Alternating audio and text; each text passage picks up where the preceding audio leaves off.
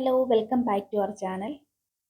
ഇന്ന് നമ്മൾ ബ്രേക്ക്ഫാസ്റ്റ് ആയിട്ടോ അല്ലെങ്കിൽ ഈവനിങ് സ്നാക്സ് ഒക്കെ ആയിട്ടോ കഴിക്കാൻ പറ്റിയ നല്ല ടേസ്റ്റി ആയിട്ടുള്ള ഒരു പലഹാരത്തിൻ്റെ റെസിപ്പിയാണ് കാണിക്കുന്നത്.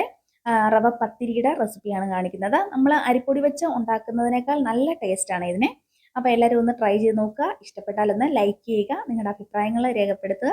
പിന്നെ ഇഷ്ടപ്പെട്ടെങ്കിൽ ചാനലൊന്ന് സബ്സ്ക്രൈബ് ചെയ്ത് സപ്പോർട്ട് കൂടി ചെയ്യുക കേട്ടോ. അപ്പം നമുക്ക് വീഡിയോയിലേക്ക് പോകാം. ഇതിനായിട്ട് ഞാൻ മിക്സിയുടെ ചെറിയൊരു ജാറാണ് എടുത്തിരിക്കുന്നത്. ഇതിലേക്ക് ഒരു ഉള്ളി ഇട്ട് കൊടുക്കുന്നുണ്ട്. ചെറിയ ചുവന്നുള്ളിയാണ് ഇട്ട് കൊടുക്കുന്നത്. പിന്നെ നമുക്ക് ഇതിലേക്ക് തേങ്ങ ചിരകിയത് ഇട്ട് കൊടുക്കുന്നുണ്ട്. ഒരു 1/4 കപ്പോളം തേങ്ങ ചിരകിയതാണ് ഇട്ട് കൊടുക്കുന്നത്. എന്നിട്ട് ഒരു 1/4 ടീസ്പൂൺ ചെറിയ ജീരകമില്ലേ, ചെറിയ ജീരകവും ഇട്ടിട്ട് ഒന്ന് ചതച്ചെടുത്ത് മാറ്റി വെക്കാം. ഇനി വേറൊരു പാത്രം അടുപ്പ് വെച്ചിട്ടുണ്ട്. ഇതിലേക്ക് 1 കപ്പ് വെള്ളം ഒഴിച്ചു കൊടുക്കുന്നുണ്ട്. നമ്മൾ ഈ കപ്പിനനുസരിച്ച് തന്നെയാണ് റവ എടുക്കുന്നത്.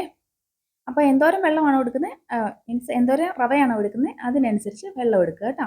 ആവശ്യത്തിന് ഉപ്പ് ചേർത്ത് കൊടുക്കുക.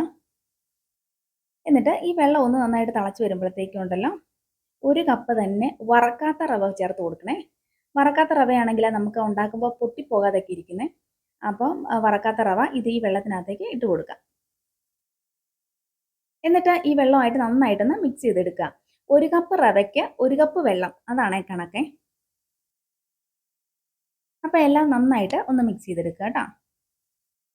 എന്നിട്ട് നമ്മൾ നേരത്തെ ചതച്ച് മാറ്റി വെച്ച തേങ്ങയില്ലേ, തേങ്ങയും ജീരകത്തിൻ്റെ മിക്സ്, അത് ഇതിനകത്തേക്കിട്ട് നന്നായിട്ട് ഒന്നും കൂടെ ഇളക്കി ഒന്ന് മിക്സ് ആക്കാം. എന്നിട്ട് നമുക്ക് ഫ്ലെയിം ഓഫ് ചെയ്ത് കൊടുക്കാം കേട്ടോ.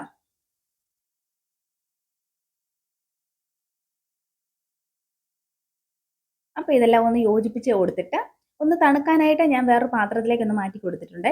അപ്പോൾ ഇതിൻ്റെ ചൂടൊക്കെ നന്നായിട്ട് പോയി കഴിഞ്ഞതിന് ശേഷം ഒരു 2 ടേബിൾ സ്പൂൺ മൈദ കൂടി ചേർത്ത് കൊടുക്കുന്നുണ്ട്. കുഴച്ചെടുക്കാൻ കുറച്ചും കൂടെ നല്ലൊരു എളുപ്പത്തിനാണ്.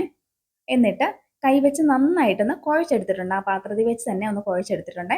നല്ല സോഫ്റ്റ് ആയിട്ട് ഇങ്ങനെ ഒന്ന് കുഴഞ്ഞ് കിട്ടും കേട്ടോ. എന്നിട്ട് നമുക്ക് ഇത് കൗണ്ടർ ടോപ്പിൽ വെച്ചിട്ട് ഒന്ന് പരത്തിയെടുക്കണം. അതിനായിട്ട് കൗണ്ടർ ടോപ്പിൽ കുറച്ച് എണ്ണ ഒഴിച്ചു കൊടുക്കുന്നുണ്ട്. അപ്പം നമ്മുടെ അടിയിലൊന്നും പിടിക്കാതിരിക്കാൻ വേണ്ടിയിട്ടാണ്. എന്നിട്ട് നമുക്ക് മാവ് ഇതിലേക്ക് വെച്ച് കൊടുക്കാം.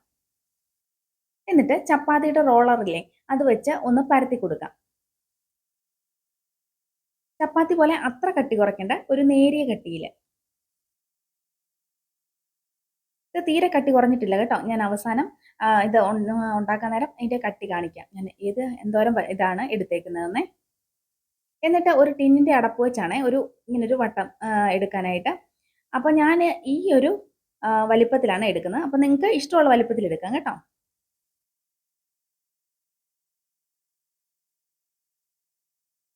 അപ്പോൾ ഞാനിങ്ങനെ ഒന്ന് ആക്കി എടുത്തിട്ടുണ്ട്.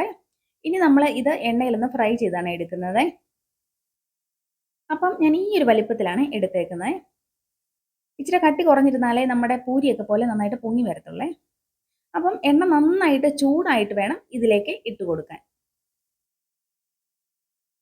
നല്ല തിളച്ച എണ്ണയിലേക്ക് ഇട്ട് കൊടുത്തിട്ട് മുകളിലേക്ക് ചെറുതായിട്ട് എണ്ണ ഇങ്ങനെ തൂവി കൊടുക്കുന്ന പോലെ ഇങ്ങനെ ചെയ്ത് കൊടുക്കുക. അപ്പം ഇത് നന്നായിട്ട് പൊങ്ങി വരും. 2 ഭാഗവും ഏകദേശം കളറൊക്കെ ഒന്ന് മാറി ചെറിയൊരു ഗോൾഡൻ കളർ ആകുമ്പോഴത്തേക്കും നമുക്കിത് ഇതിൽ നിന്ന് എടുത്ത് മാറ്റാവുന്നതാണ് കേട്ടോ. അപ്പോൾ ഇതുപോലെ തന്നെ ഞാൻ ബാക്കിയെല്ലാം ഇങ്ങനെ ഒന്ന് ഉണ്ടാക്കിയെടുക്കുന്നുണ്ട്. അപ്പോൾ നല്ല ടേസ്റ്റാണ്. എല്ലാവരും ഒന്ന് ട്രൈ ചെയ്ത് നോക്കുക. എന്നിട്ട് അഭിപ്രായങ്ങൾ അറിയിക്കുക. അപ്പോൾ ഇന്ന് ഇത്രയേ ഉള്ളൂ. Thank you for watching.